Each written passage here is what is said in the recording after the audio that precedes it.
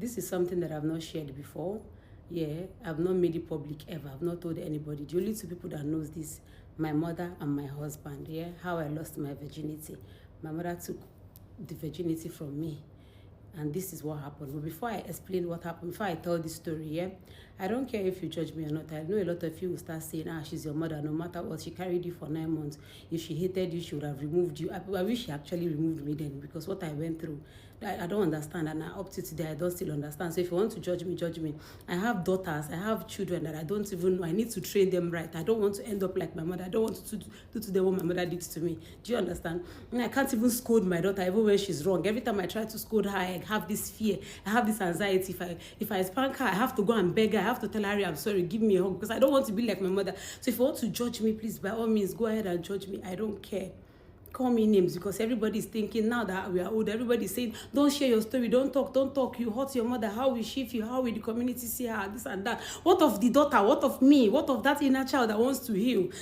You don't understand. Okay, let me tell you the story. So growing up, I've always liked boys. No doubt, I've always liked boys. I never liked the company of girls. I've always wanted to be around boys. I just don't know. But I've always wanted to be around boys. And you know, us millennials, growing up back then, you realize that, you remember that whenever you are always navigating toward boys, your mother will automatically think that they will impregnate you. You know, those kind of things. And then, even at that, a lot of people still got pregnant at that period. But so, they were getting reports about me that I was always doing boys, I was always visiting boys, and quite all right. I had one male friend then, my age mate. He had sisters too, they were the same age grade with me. So sometimes they'll send me on an errand, I'll branch to their house. I was 14, yeah. So one time, she heard a report, I think from one of my siblings, that I had gone there. And then when I came back, she asked me what the boy and I did.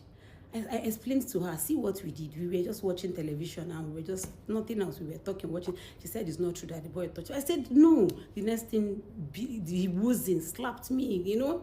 I said nothing, and then I was trying to wage when she tries to hit me, I will wage it. When she tried, so she started holding her hand. She said, you are fighting me. You are this, so, oh my God, so you have grown to the age of your father. Let your father come back. I will tell, I started thinking, what did I do? Then when my father came back, I don't know what she told my father. She escalated the whole thing, told my father that I had slept with the boy, this and that. I did not do anything with the boy. The next thing, both of them, my father was, if you see the punch, the kind of, like, you cannot give a 14-year-old child that kind of, it was all my upper cord, everything. Then I fell backwards. I couldn't hold myself. And the next thing, I started trying to, I said, okay. She was pushing me to talk.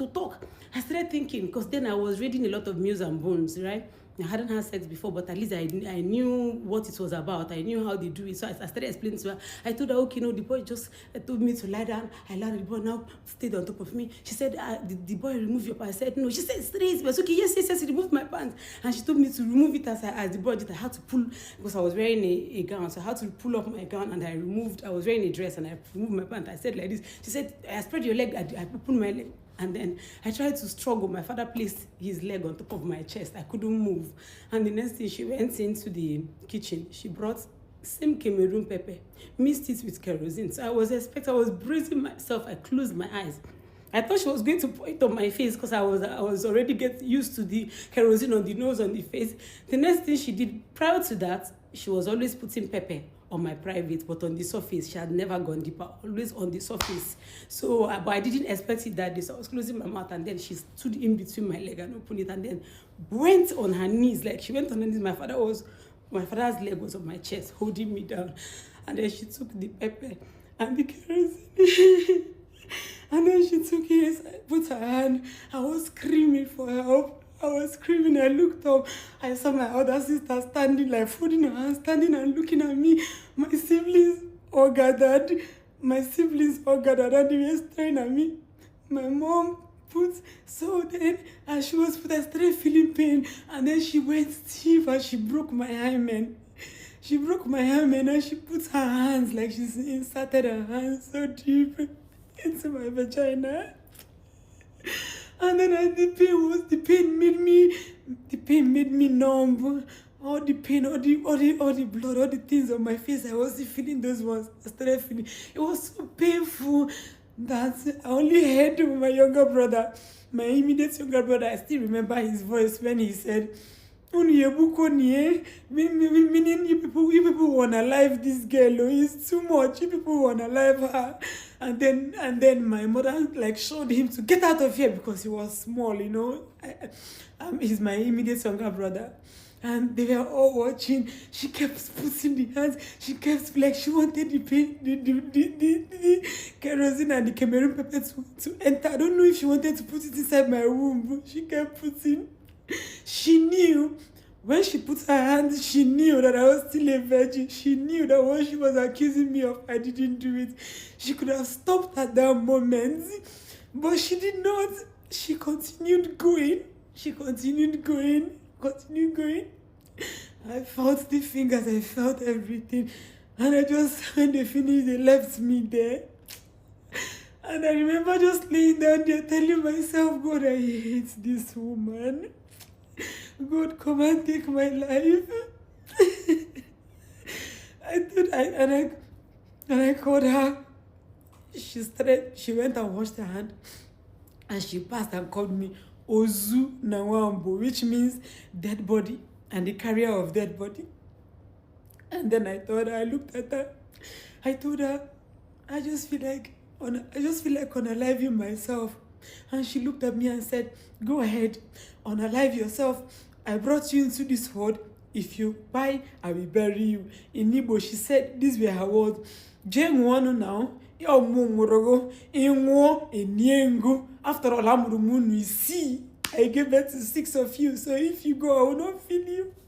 And I lay down there and I said, you knew that I did not sleep with anybody. I didn't sleep with anybody. She took it. I have 2 other sisters. She didn't.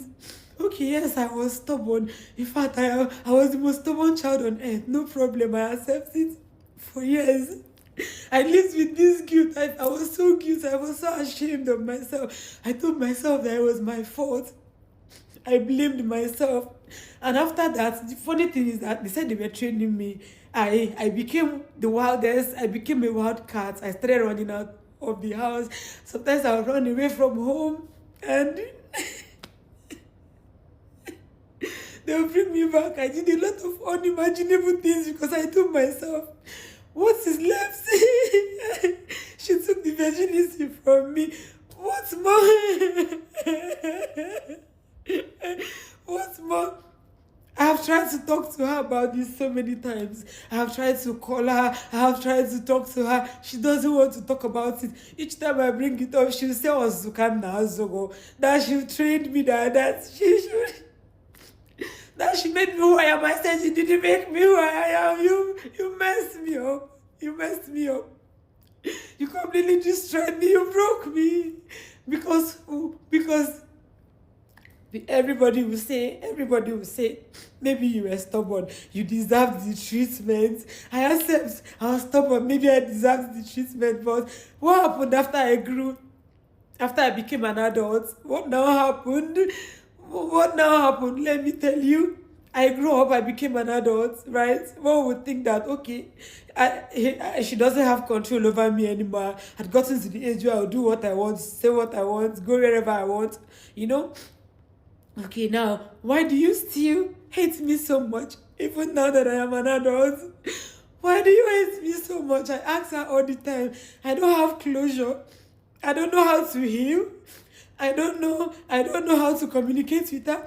I don't know how it feels to have to sit down and have a one-on-one talk. Everything I learned today were things I picked up as I was growing up, and the ones I learned from my husband. Do you understand? So growing up, I got pregnant. You don't care. You did not show any interest. Every time I feel like this, I go on, I pick up my phone and I block her. And after some time, I'll start feeling guilty. Oh, maybe she was training me. Or maybe my hymen that she broke my virginity. Maybe I deserve it. No, unblock her. She's your mother. I will unblock her. Now ask her, do you need money? She'll say yes. So, when the woman who birthed you becomes the one trying to break you, It sounds really ridiculous, but let me say something that might make some people uncomfortable. But I'm not here to be polite, I'm here um, to give freedom. What happens when your mother is your rival? What happens when the woman who carried you starts carrying envy, bitterness, subtle sabotage in her spirit against you? You see, nobody prepares you for that. They prepare you for peer jealousy, for wicked in laws, for toxic friends, but not for when it's your own mother who competes with you and tries to outshine you or takes pleasure in seeing you crumble. You see, some of us know what it's like to have a mother who doesn't just misunderstand you, she resents you. She resents your light. She resents your growth. She resents how, despite everything you faced, you still rise. She smiles with you in public, yes, but behind closed doors, she sows seeds of confusion in your relationships, in your marriage, in your friendships, sometimes even in your workplace. She tells others you're ungrateful, you're disrespectful, you're impossible to love. Meanwhile, you've bent over backwards just trying to earn a love that should have been given freely. Now, let's talk real talk here. You see, some mothers don't see their daughters as daughters, they see a competition.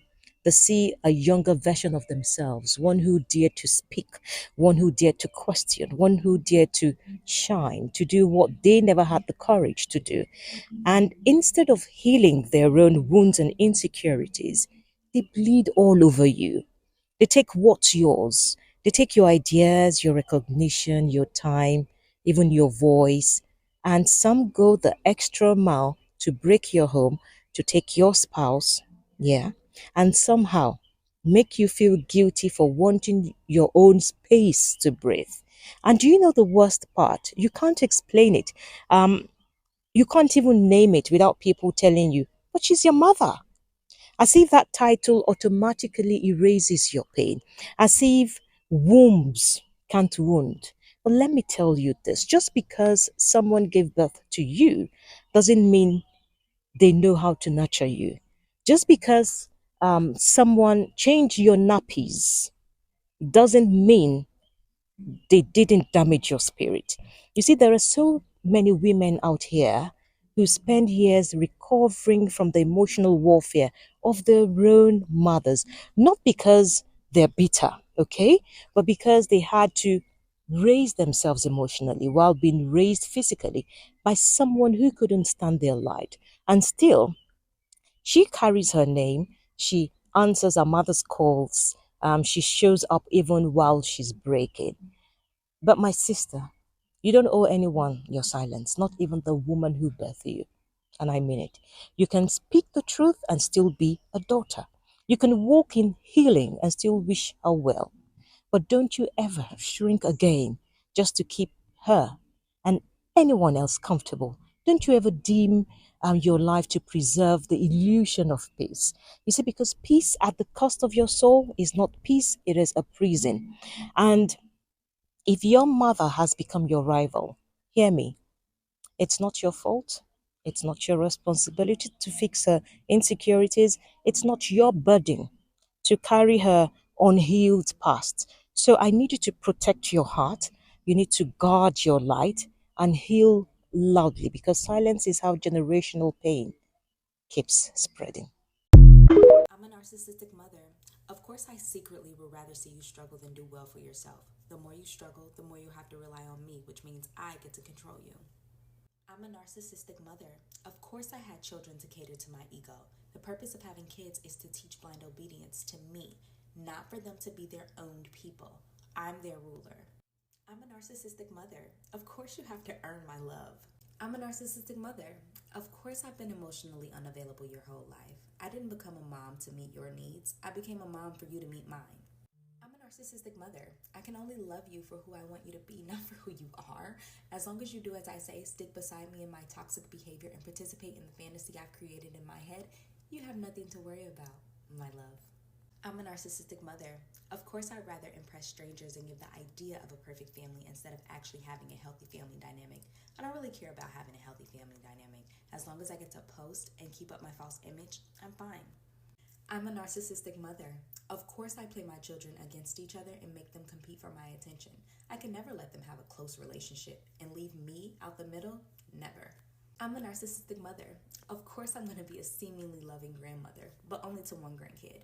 I have to use the same manipulative tactics I used on my kids when they were younger. How else am I going to get them to compete for my love? I'm a narcissistic mother. I'll never apologize for the way I treated you, but I'll blame you for the way that you reacted. When your family won't allow you to associate with them on any peaceful grounds, there's no normal conversation. Everything you say is twisted. Everything is passive-aggressive. Everything has a hidden message. Everything is backhanded. Everything misinterpreted. Every time is chaos. The final solution should be God for us all, but everyone to their own life. Wow. Okay. God will know just who was not. You can't fight forever. You have missions to carry. You have lives to live. You have your own children. You have your own family to raise. You cannot continue to sustain these blood relations when it's all rancors and chaos and stress, then draining your energy, draining your life force until you can't perform your task in life. Just say, God for us, guys. Everybody to their own life. A lot of parents are hypocrites. All right? It be the same parents who sit here and say, stay in the child's place. You can't ask me questions. But you're also the same parent who makes your child watch after their siblings. Yep. You make them tend to household responsibilities, cook for kids, take care of grandparents, give the grandparents their medicine, just depending on what type of household, if you have a transgenerational household, stuff like that. But you're also the same parent that say you have to stay in the child's place. Yeah. No. I'm your That child has, that child should be able to have a voice and speak as well because you forced them to mature faster. You made them develop quickly. You made them become an adult in the household. You made them become a second parent in the household, and then you want to tell them what they can and cannot do. They can't ask you questions, but you put that on them. They didn't ask for that. They didn't ask to be your emotional cushion. They didn't ask to be your punching bag. They didn't ask to be a second parent. They didn't ask to be a caregiver. They didn't ask to be the person who's taking care of things. They didn't ask to help pay bills. They didn't ask to be at 16, 17, go get a job and help pay bills and stuff like that. Your mother will not respect your boundaries.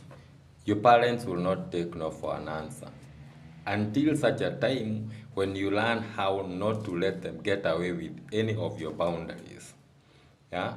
You cannot be inconsistent with your boundaries. One day you are applying them, the other day you are being lenient, the other day you are feeling guilty. You can't feel guilty for having boundaries.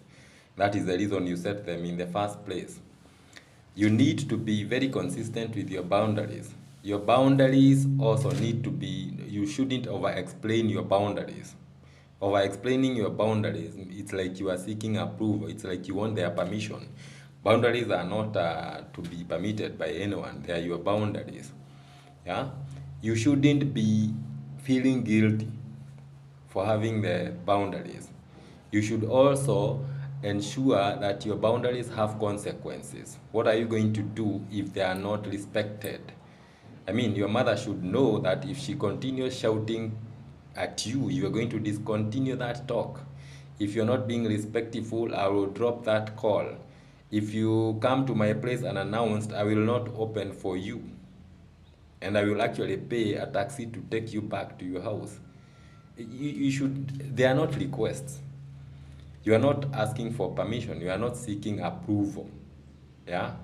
So that is the only time when your mother will respect your boundaries and when your parents will take no for an answer. Saying no is not, setting boundaries is not about respecting your parents or disrespecting them. It's choosing yourself first. Yeah, it's choosing yourself first. And so if you've chosen yourself, then you must come first. And you must be the one saying what is to be done and what is not to be done, not the other way. Do you agree with that or do you disagree with it? Yeah? Let's see who disagrees. This is what it was like talking to my mother before I cut her off, okay? Mom, I really don't like when you treat me like this, and I don't appreciate like the way that you talk to me, you know? Oh my God. So I'm just a horrible mom. I'm just a horrible mother. Okay, you're so ungrateful. You're so disrespectful. Oh my gosh. You know I feed you, right? You know I give you water from time to time. You should be grateful. Another example.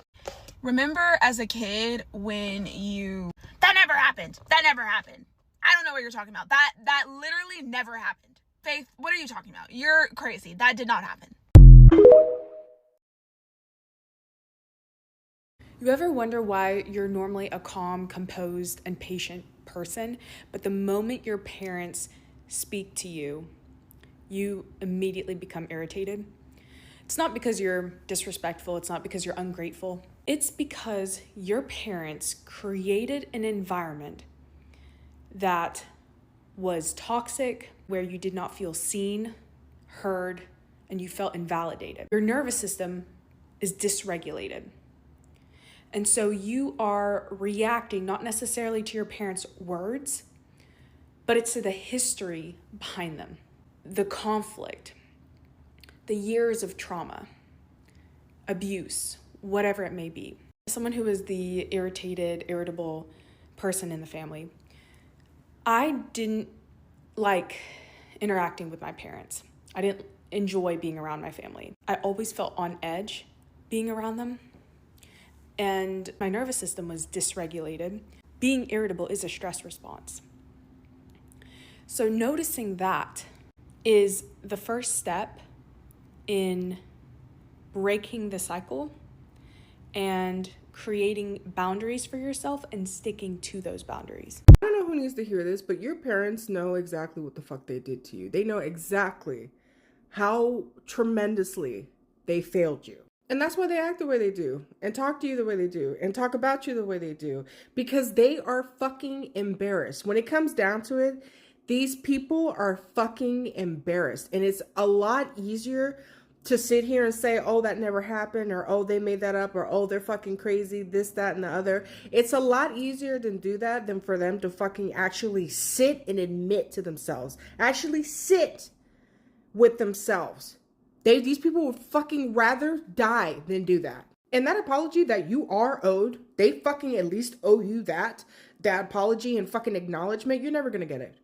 Okay? You are never going to get it, because that would then require them to actually fucking admit wrongdoing and actually reflect. That's not going to happen. But you know what made me feel a little bit better? It actually made me feel like sympathy. I ended up feeling sorry for my fucking parent, my mom. Like, damn, man. Think about that shame, because they feel it. It's in there. Okay. Think about that shame and embarrassment, the weight of that they're going to have to carry for the rest of their lives, or until they fucking apologize. Could you imagine being so fucking weak and so just broken that you gave birth to a child and didn't ask to be here? You are so weak that you can't look that child in the eyes and say, you know what? I'm sorry. That's it. You know what? Not even an apology. I would settle for just her acknowledging what you did to me, instead of fucking gaslighting me and telling everyone that I made that shit up. Like, think of how weak of a person you have to be to give birth to a child. This is your child. You're supposed to be able to be vulnerable. You're the parent. You're supposed to teach them forgiveness. Like, you know what I mean? Think of how weak of a person you have to be to sit there and just tell yourself none of that ever happened. You can't apologize to this poor child that didn't ask to be here. Just something to think about today. You're here and you're breaking generational curses, and they're literally living a lie. Okay? But remember, they are carrying a ton of weight and guilt inside of them, and they're never ever truly ever going to be happy. You decided not to test your parents' gangster, which is why you're asking for permission to leave the house at 25 years old. Story time. Story. If you're African, you know where this is going. My parents were teachers and they were super strict. I remember, like, sometimes when I'm sent to the market to buy something, because we used to live like a nearby place, like a market. Like, my dad will observe to see if I'm going to say hi to a boy or something. I remember my dad used to say that girls are not supposed to wear trousers. My mother is the one who bought trousers for me, and once I wore them and I realized my father is doing nothing Then I realized, oh, this dog has been barking but cannot bite. I realized it's a toothless dog. It's all talk, talk, talk, talk. So if you take that talk, talk and you take it as, gospel truth and you don't execute anything, you're stuck for life. I remember I got a job after long holiday in Kenya when you in university, public uni. After 3 months or after the first semester or your semester, you break for like 3 months. And for me, I didn't want to go and sit in the village doing nothing. Niende ni parare. I was like, I will look for a job. So my friend Diana, hi Diana, I introduced us to these promo jobs, and I got a job at a supermarket where I was working for Unilever, Omo, like activation, and it was a 3-month long job, Monday to Saturday. And I told my dad that I got a job, and he was like, you've gone to university to study. What do you mean you've got a job? Come home very fast. I hung up. I'm a grown-ass woman living alone in Nairobi. You are there in the village. We shall go. You want to dictate how I should live my life because you're my father? Hell to the fucking no. I switched off the phone, went on, continued with my life. He never bothered me. He never did anything. He called after some time asking, are you okay? Let me tell you, if you want to live your best life, especially as an African, put your parents in line. Because if you don't, and the only way your parents will actually come to respect you is when you follow with your plan that you have for your life.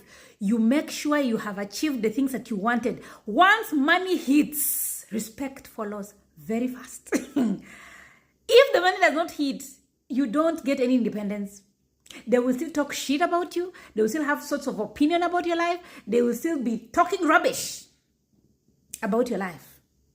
The only thing that will save you from that useless talk from your African parents is financial independence by moving out of their house. That's what I'm speaking. That's what I'm saying in a layman's language. Even if you're hustling, get out. Because as long as you're under the thumb of your parent, they don't see you as an adult. You're an adult. How are you an adult? You're not paying any bills. How are you an adult, yet you call me to open the gate for you? How are you an adult, yet you're dependent on me to eat? So the thing that I want to emphasize the most is my parents were super strict, and because my dad came from a very, from that old generation, you used to think when you go to university, you get married, you get pregnant. Like my dad had that mentality because that's what he had seen. And I was like, these people, they don't know me. I came from them. They've seen me, they've raised me, but they have no clue the kind of hunger I have to better my life. Because the kind of upbringing I had, I don't want it.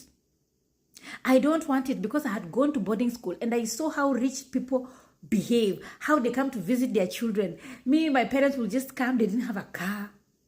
And I was like, I will not live like this. And I'll do whatever it takes to make sure I better myself. A number one step was to stay away from pregnancy and marriage.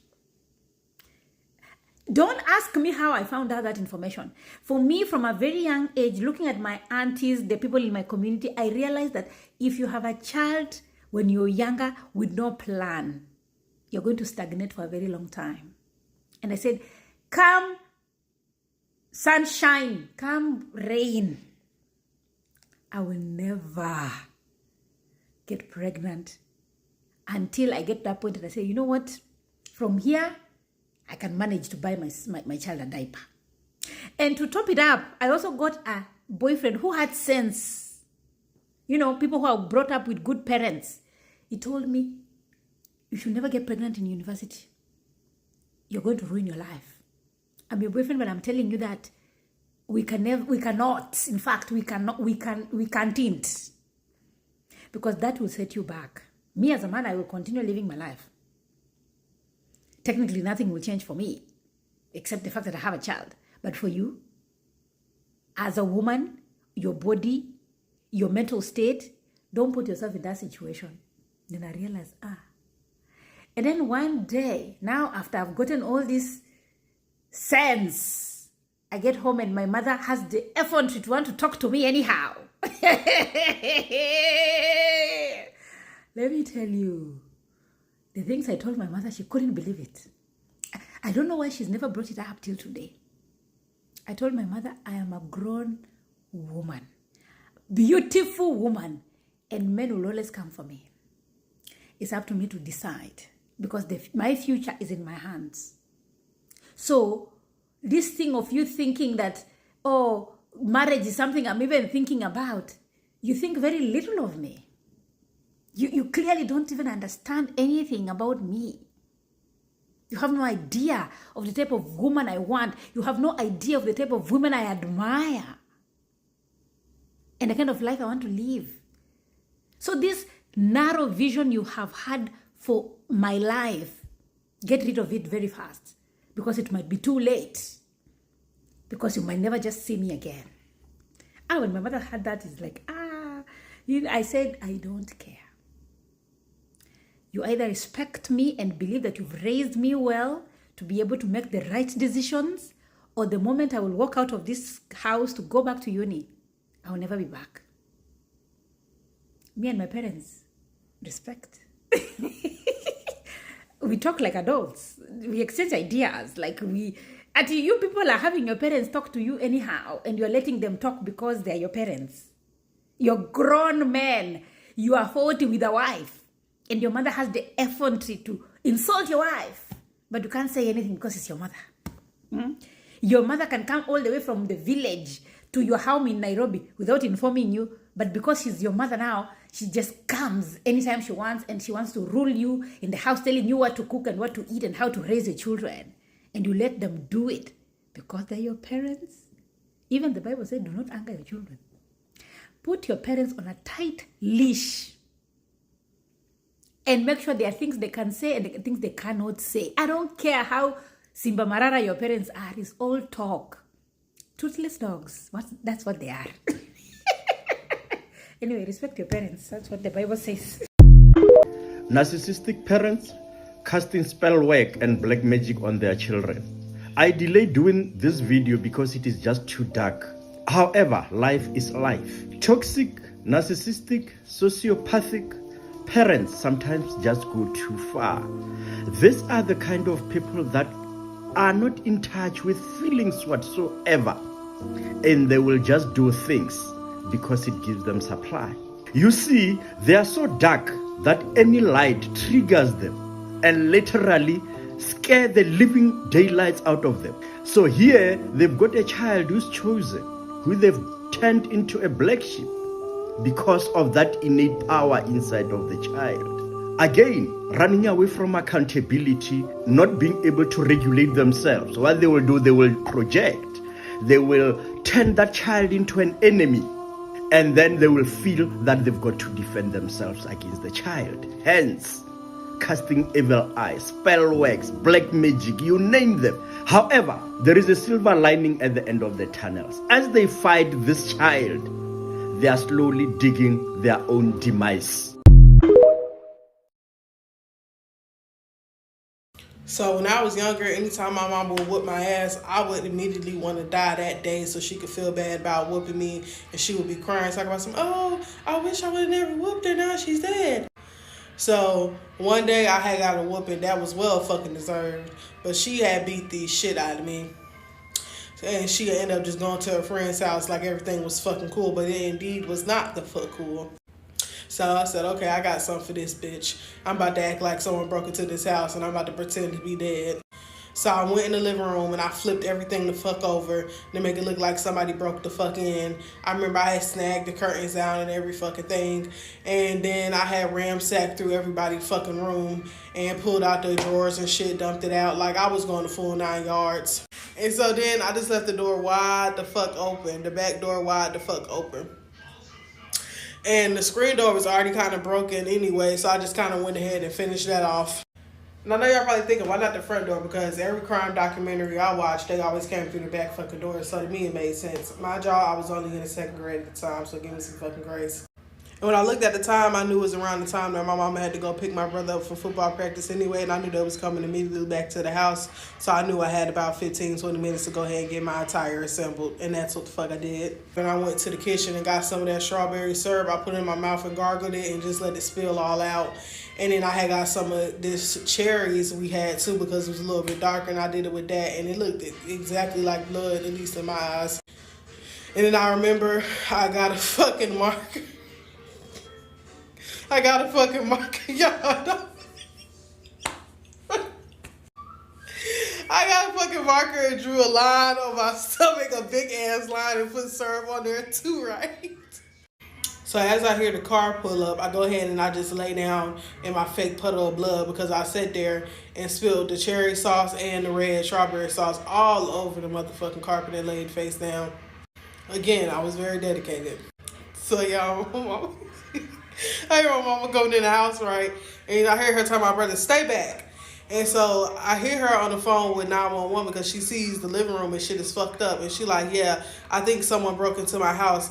My daughter's in here and I'm going to her now. And I hear her do, like her big ass is running down the fucking hallway. So I was trying to stop myself from smiling. I was like, it's time. And she saw me, she like, Trinity! Like, I ain't never heard my mama yell with that much motherfucking panic. And she flipped me over, and I started giggling. I'm still childish as fuck. I think everything funny. Like, hearing her cry like that was so motherfucking funny. She said, girl, what the fuck? She said, excuse me, ma'am. Forget that. My daughter is playing the prank, but you may still need to send somebody because I'm about to whoop her motherfucking ass.